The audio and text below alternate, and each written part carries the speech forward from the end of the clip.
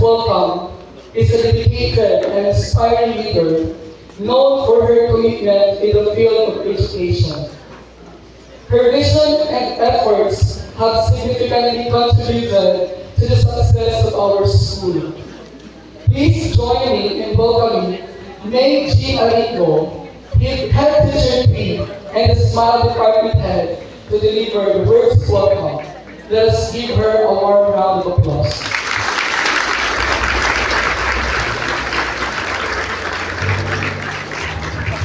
Thank you, Sir Dan.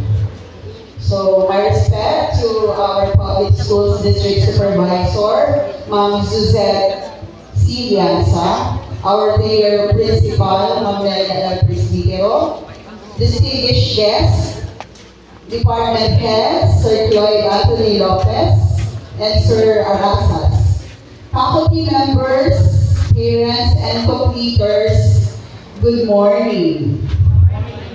So today, we gather here to celebrate a significant milestone in the lives of these remarkable individuals who have dedicated years of hard work, hard work, perseverance, and determination to reach this momentous occasion. As far as I remember, correct me if I am wrong, you were the batch who started modular in your grade 7, am I right? And then started in-person classes in your grade 8. Okay, tama. So looking back on those days, I would say that, especially in your grade 7, those were the hard days in school, where your parents and family members are your parent teachers. Tama ba? So, isang masigawang palakpakan sa ating mga magulang na sumuporta sa atin in our hard days. To my dear completers, as you stand in the brink of new beginning, remember the countless hours of study, the challenges you overcame, and the growth you experienced during your time in Santa Garden National High School Junior High School Campus. Your achievements today are testament to your dedication and passion of learning. Kaya, isang masigabong palakpakan para sa inyong mga sarili dahil nakarating kayo sa okasyon na ito. As you embark on this chapter of your lives, remember that the education you receive here goes beyond textbooks and lectures. It has equipped you with knowledge, skills, and values to navigate the complexities of the world and make a positive impact. Remember to thank your teachers and mentors for those knowledge and values you have learned.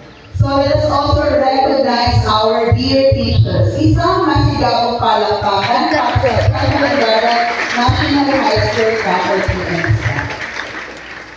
As you walk across the stage and receive your certificate of completion, carry with you the memories of junior high school, the friendship you have forged, and the lessons you have learned. Embrace the challenge that lies ahead with courage and confidence, knowing we are very confident that you are well prepared to face whatever comes your way. So congratulations to completers. May your future be filled with success. Thank you and good morning once again. Sign ko po pala naman. Sige po. Thank you, Ma'am, for your warm welcome. We now come to a significant part of our ceremony. Please join me in welcoming our school principal to Nadia L. Presbitero for the presentation of the candidates for completion.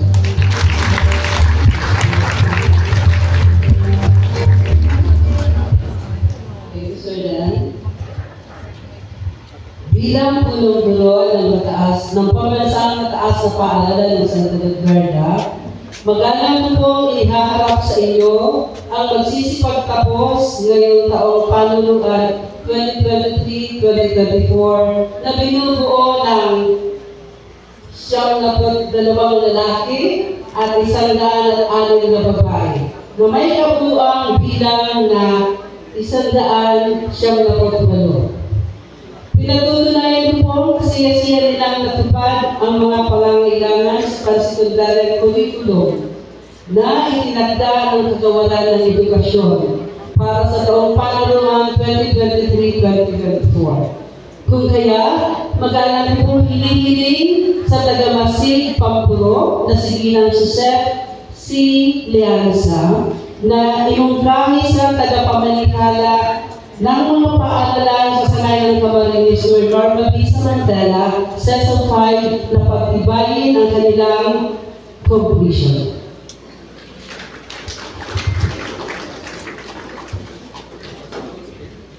Thank you, Pamela, in presenting the candidates for completion.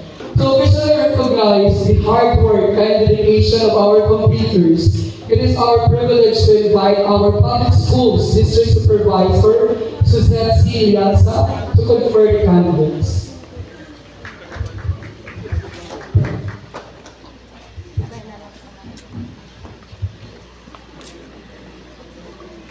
Sa bisa ng kapangyarihan ipinagkaloob ng taga-pamanilang pansanay ng mga paaralan ng Sanay ng Camarines Sur, Norma P. Samantela, Season 5, at sa rekomendasyon ng inyong punong guro na si Nelia L. Presbitero, na kayo ay kasiyasiyang nakatupad sa mga kinakailangan sa curriculum ng junior high school na itinagda ng kagawaran ng edukasyon ng Republika ng Pilipinas.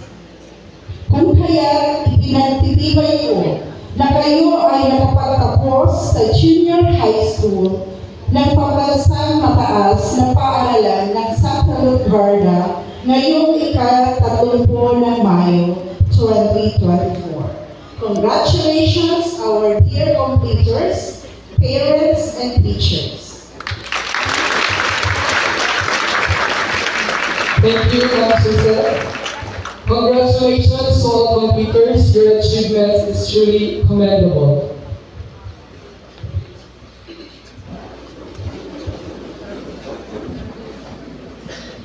Please be seated as we listen once again to our public schools district supervisor for her message. Let's give her solid applause.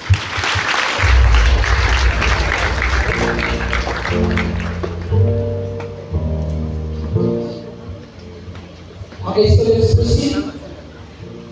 We are privileged to have a distinguished guest speaker with us today. Please welcome Nelia L. Presbitero, School Principal 2, for the introduction to the guest speaker.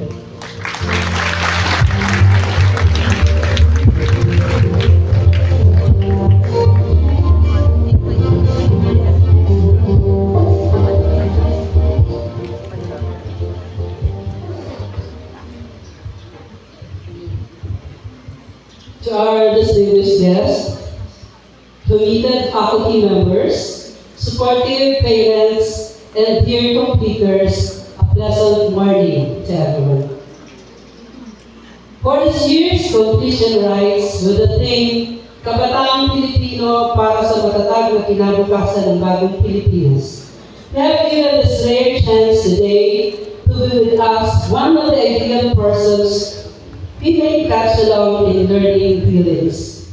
He is a resident of New Poblacion, Cabusao, Camarines Sur, the son of Mrs. Nida Viga Blanca Golpe and Mr. Ronilo Carrillo Golpe, the fifth child among 6 siblings.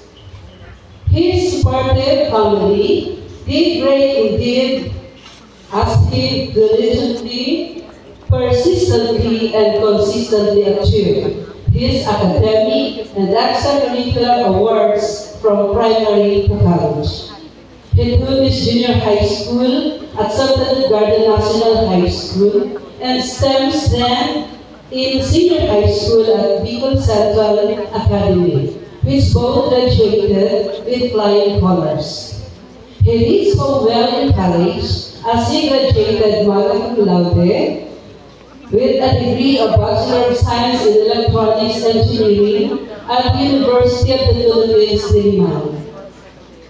There may be setbacks in his journey, yet his own persistence in learning, which both acquired from the academic and pragmatic experiences, manifestly shown by being a writer, a speaker, a musician, a singer, software developer, a leader, and mentor in his field.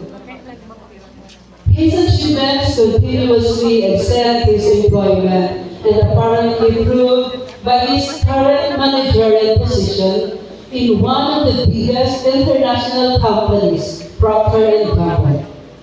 It is a great pleasure to introduce to you his admirable and inherently exceptional, well-rounded, who is consistent, multi-awarded academic scholar and equally excels in extracurricular performances.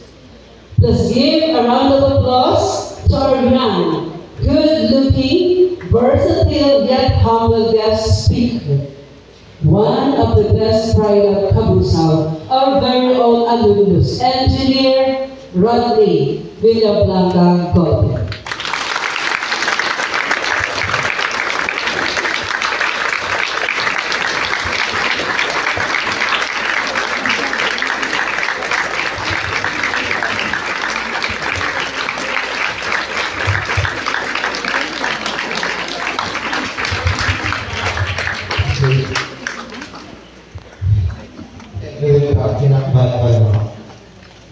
Okay, let me just open my prepared speech here.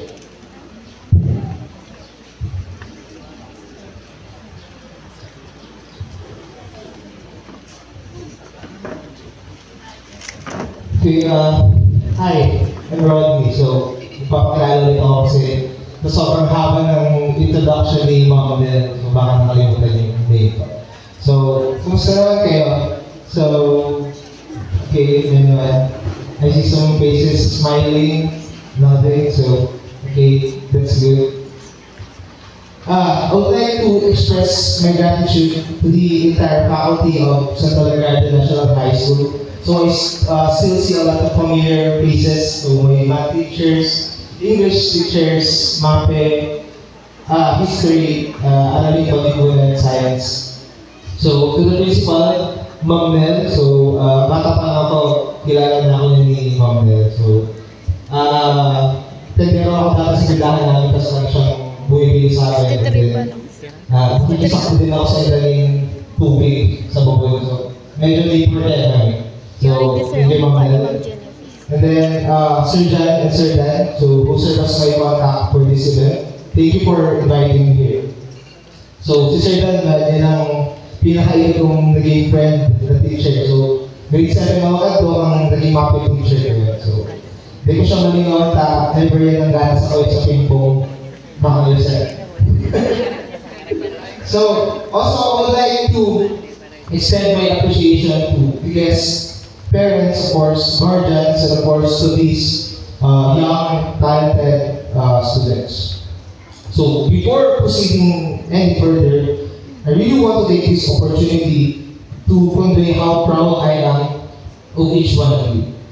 So, many of you may have already realized that 4 years ago, the world was struck by a pandemic that made various aspects of life exceedingly challenging for several more years. So, your education was affected, of course, as were the teachers, parents, and the entire education sector. I vividly remember being a college student during those trying times. It was incredibly tough. However, I can only imagine how tougher it was. It must have been for younger students like you yourselves, still in their formative years.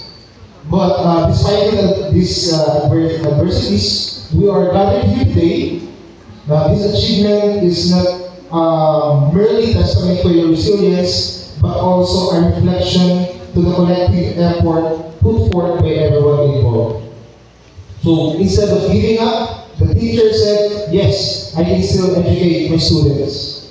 Then the students affirmed, yes, I will diligently learn these modules. And the parents declared, of course, yes, I will support the students in educating my child.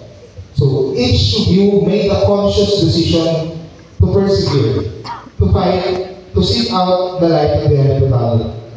And with that, I offer my heartfelt congratulations. This day belongs to you, and it is a profound honor for me to stand before you as a guest speaker and partake in this celebration of achievement, perseverance, and hope.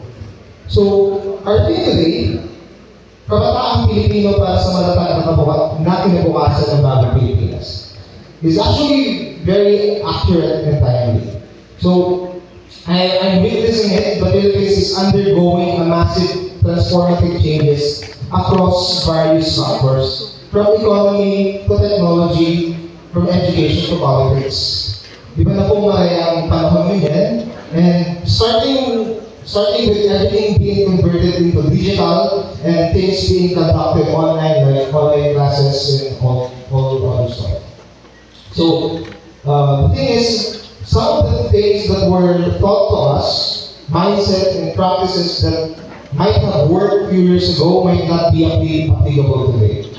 So, and whether these changes are good or bad, we really have no choice but to be ready to adapt as much as possible. Be open with these changes because really the world doesn't wait for us to catch up. But how do we do it? As the steward of New Philippines, how can we make sure that we will be able to provide a stable future? So for me, I think it all starts with providing ourselves and our family a better future first. And that is why I want to invest my remaining time for this speech. So, I guess it has 4 parts. So, first one is proper mindset. Next, knowing your current circumstances. Third, setting realistic plans. And last, but actually the most important thing is really execution. So, I'll discuss each one of them. So, starting with proper mindset. Una, you have to understand that if you want something to change for the better, then you have to change your actions for the better. Always think and ask yourself, if ito bang ginagawa ko, current na ginagawa ko, will bring me closer to my goals. So you have to remember that you cannot expect a different outcome from a similar input. Simple, but very powerful. Second, you are still young. Get to know yourself better. Try mo pang kilalanin ang sarili mo. You still 2 years in high school, right? So, try new things out. And when I say new things, not the new bad things. So, I have to be very clear with that. And mali mo, yung magiging career mo pala in the future, ay hindi mo pa na-discover ngayon. So, baka hindi mo pa nakikilala yung better version of yourself. And since you are still all young, you will still discover a lot of things about you. So, in this digital era, you can now literally learn almost anything for free sa internet. So, some of the sources is YouTube. So, we all watch that. Coursera, edX. So, those are just one of the websites that offer free education for almost anything. So programming, digital design, video editing, animation, game development, etc. So you can visit that website. Third mindset is, guys, please, tasan niyo yung pangarap mo and be very serious with it. So, I believe in the saying that if you dream really, really high, even if you fail, you will fail in the success of others. Right? So, kahit pa yung plans mo or goals mo ay sobrang iba sa plano ng friends mo or peers, it's okay. Goals are very personal. And you know what? you will eventually meet new people who have the same goals as yours. I have been there and I have done that. Now, about setting your goals higher and even choosing a goal, syempre, we still cannot ignore the challenges that surrounds it, right? For example, very important, the financial aspect. Your strength, your weaknesses, the available resources, etc. So that is why the next part is very important, which is knowing your current circumstances or knowing where you are. So, really, I am not here to say na ang kahirapan ay hindi hadlang sa kaunlaran. Because mature naman na kayo to realize that mahirap maging mahirap. Right? So, growing up, I have witnessed how my parents and older siblings navigate our way out of poverty. So, it is definitely extra challenging to perform well in school or reach your goals if you are always slowed down by the lack of money, lack of opportunities kasi mahal mag-aral dito, mahal tong kurso na to, mahal tong review center na to, or whatever that is. Laging involved talaga ang money and we should not deny that. And not only money, minsan we are also not sure if we are good enough or smart enough. That's why I want to tell you about my UPCAT story. So, istorya mo siya in Bicol para gusto ka komportable. So, UPCAT is short for University of the Philippines College Admission Test. And every year, nagpapa-exam ang UP nationwide. So, for those of you who are still not aware, libre po ang tuition sa UP. And it offers world-class education, I can say. So it is the top university in the Philippines. Well, that's why it's called University of the Philippines. So during my time, probably hanggang nun yan, on average, around 14,000 lang ang kaya i-accept from UP kada taon due to limited resources ng university. So bale, tigilin dyan sa UPCAT, ang score mo sa exam mismo, and ang high school grades mo kung grade 9 hanggang grade 11. So, dapat para naman ako mag-apply, nasa 12,000 to 14,000 lang ang kaya i-accept. So, kung isipin mo, ako naman pa rin ang slot. Pero grabe yung let's go kung naaralan mo kung perang applicants. So, during my time, I think nasa 100,000 ang nag-apply. Tapos 14,000 ang buwan. And since kadakol ang applicant, kailangan niyang diskarte para makahanap. So, nahihiling ko sa social media at to, kadakol nag-i-enroll sa buong review center, may mga nag-hire ng personal tutor, etc. etc. So, and syempre, hindi mo may iwasan sa panulayahan ni God, right? So, since alam mo mag-get to ang circumstances, may pag-budget para mag-enroll sa mga review center na yan, o kaya mag-hire ng personal tutor, which is probably mas mahal. So, alam ko, significant to na naman ako genius basta-basta lang makaangat sa 100,000 applicants. So, doon ako na-realize na kung ang buhay gano'ng karera, di kita nagpupul sa pare-parehong starting line. So, si mga aking lang nakakaangat, mayayaman, medyo mas kahit sa mga bagay-bagay, mas dikit ang sakit, kumbaga. So, anyway, I still took that exam. And believe it or not, after the exam, sobrang sakit rin ako nag-girong. Yung nakakagirong ka ito. Shock ako itong maray kung kasi sobrang sakit. So, nag-inquire na ako sa ibang universities kasi akala ko na ako makapasa. And then, after a few months, yung kaya ko sa UNC ng kasi ko sa papeles.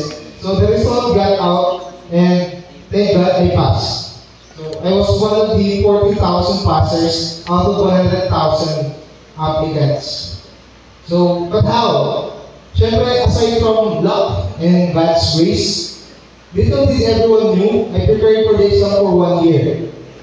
So, while most of my peers are savoring their last months in high school, I was studying. Kumbaga, high schoolable talaga ako during that time.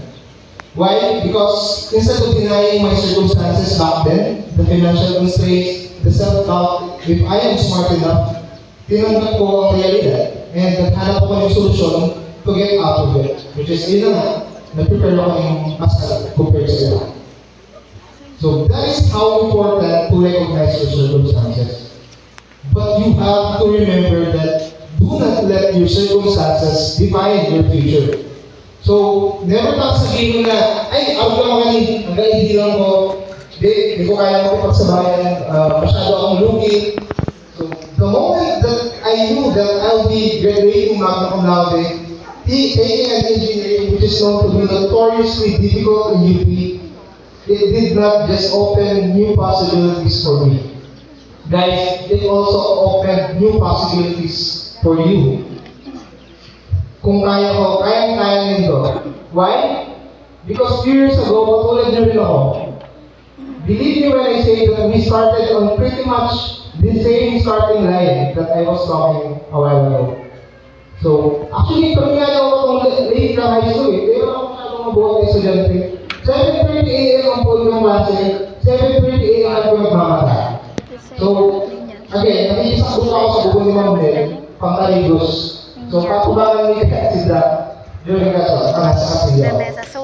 Tapos, as a punishment, syempre, pinapanish na ako ng Ma'am Mel sa pag-iinit. Pero yung pinapagabot ng buot sa inutan kang gate, sa junior high school. Hanggang sa mga puso lang guard. So, baka naman kasi pilot naman, si mga guard naman. Sa din ako sa mga ugbakon, every time may conference ang mga teacher, sa mga klase, tapos dito lang kami kayo sa basketballan, hanggang bangki, tapos high school bigla lang ako sa. So, high school is indeed beautiful part. May mga nakakaglito.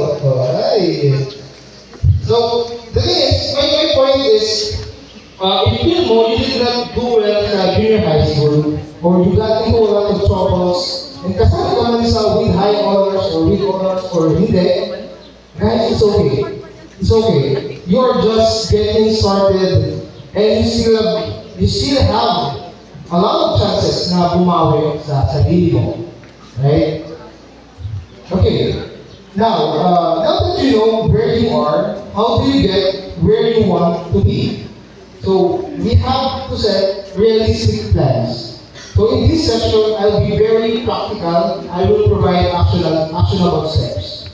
So, as early as today, believe me, you can start planning your education now. It doesn't have to be super detailed plan, right? If you are planning to go in college, start researching as early as this year or even tomorrow. Remember that the college entrance exam happened during grade 12. So you have to prepare 1 year to prepare and sort things out, just like me. So I really planned early because early movers win. So you really have to start looking for opportunities. Because what separates talented people and successful people are opportunities. So you have to find them, right?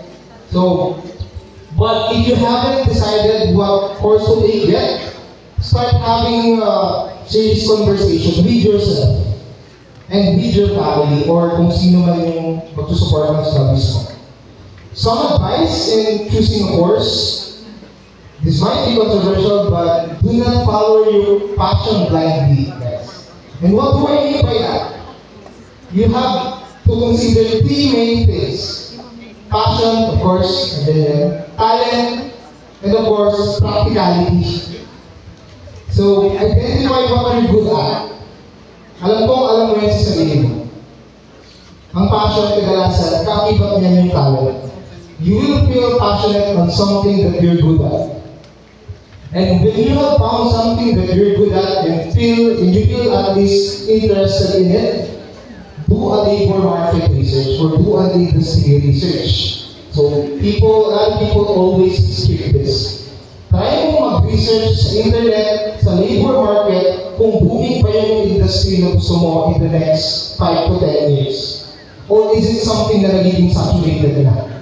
So, meaning marami ng meron ng skill or degree na yun, pero konti lang yung open na trabaho or opportunities. Again, passion, talent, and practicality. Next, the money aspect. After identifying your preferred course, have a list of schools or universities that offers yung course na gusto mo. pili ka ng top 5 mo based sa quality of education and affordability. Again, practicality. There are a lot of things to consider. And parents, I hope that doon kayo kasama yung mga anak nyo para sa pag-decide. And then, sa mga youth naman, sa inyo, let us be aware and be understanding sa kung anong help lang ang mapuprovide ng parents natin. So, as you look for opportunities, you have to be very honest with your circumstances as well. Another thing, and probably, alam niyo to, if you really want to take this course or you really want to study in this school, look for scholarships and look out for college entrance exams of state universities like UP or Bicol University or Vistas, etc. In fact, alam kong maraming ginagawa yung mga teachers natin, but just a tip, right? Just a tip lang din sa faculty. If we can set up some sort of committee that will search the internet, mag-aabang sa social media schedule, and other relevant information sa mga available scholarships, college entrance exams, and guide these, young students. And actually, if you could go an extra mile, we can conduct a review session to prepare them for college entrance exams like UPCAT for UP and BUSET for BU. And then meron din DNSP scholarship, which is really good scholarship. It provides 37,000 per semester, and ang pinibigay nila sa scholarship nila. So look out for those things. Look out for scholarships as early as now. So para may time kayo prepare para sa mga requirements nila and baka may skills sila na or something. So guys, we are giving these young people a big responsibility as inheritors of our new nation. So let us help them as much as we can. Now, for the last part, the execution. And actually, simply lang, have a grit and stick to the plan. Of course, my time in UP was not a playbook. So, nag-student assistant ako, tapos nag-tutor din, para may pandagdag sa allowance. Gladly nakakuha ko ng multiple scholarships. Because again, I kept on looking on those opportunities. And halos may masyadong naging gastos sa parents ko for that. And I was very happy and proud of it. So aside from free tuition from UP, and then my family also provided support to me, but most of it are scholarships. So if you were smart enough, di ka basta-bastang madadaog sa buhay. So basta ang pinili ko lang sinasabi sa video ka to, every time maubos ko ulit ng allowance, o kaya kayo mo magtipid, pinili ko sinasabi na what I'm experiencing right now are all just temporary. So, temporary lang. So, it's okay to suffer a bit right now than to suffer in the future. Right? So, dikit natin usiyos na lang. And guys, I was not wrong. So, 3 months before I graduated college, I already have 3 job offers. And from different companies. I-achieve din eh. Mas maraming spagmati itong ikaw ang nagpipili kaysa sa ikaw ang pinagpipilian. So, it was a very, very good feeling. And syempre, pinili ko sa may pinakamagaling na offer. So, gano'n lang diligo ang mga company sa iyo if you really did good in school. So, that's why I got the managerial position in PNG. And that position will usually take someone 5 to 10 years of industry experience. That's why medyo awkward yan na ang ibang katrabaho ko na ilang taon na sa company, mas nalaman ko pa ang position ko because I had a managerial position. So, ganun kalakas at ganun ka-importante ang education for me and for my family, who is actually watching right now. So, shout out. So, I guess, sabi ko na. So, again, proper mindset, knowing your current circumstances, plan, realistic plans, and execution. And with that, thank you very much. I hope you learned something new today. And once again, good morning.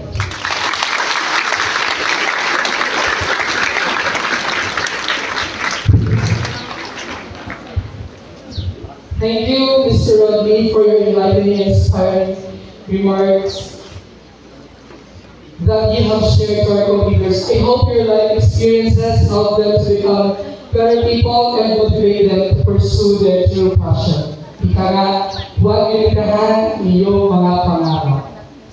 So kindly remain on stage as we show our appreciation to your valuable time to be here in this momentous event of our students. May I request Ma'am Suzanne C. Yalsa, our public schools district supervisor, and to our school principal too, Ma'am Nelia L. Presbitero, to be assisted by the grade 10 level chairman, Sir John Alvin V. Maragula, toward the certificate of accommodation of our guest speaker. Citation reads: Republika ng Pilipinas sa Kabaran ng Edukasyon, Mayor Bicol, Sanay ng Camarines School, Purok ng Kabusap. Pambansang nataas na paaralan ng Santa Lugada, certificate of commendation is awarded to Rodney V. Gope in recognition of his meritorious role as guest speaker during the school's graduation ceremony 2024 with the theme Kabataang Pilipino para sa matatag na kinabukasan ng bagong Pilipinas, held at Santa Lugada National High School. Given this 30th day of May 2024 at Santa Lugada National High School, Universidad de Bulacan Sur, signed Nelia L. Presbitero, Principal 2, signed Norma B. Samanterla, Specified Schools Division Superintendent.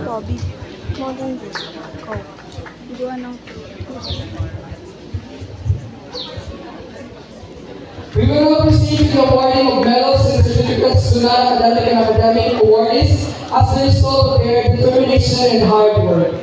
May we request our guest speaker, Sir Rodney, together with our head teacher,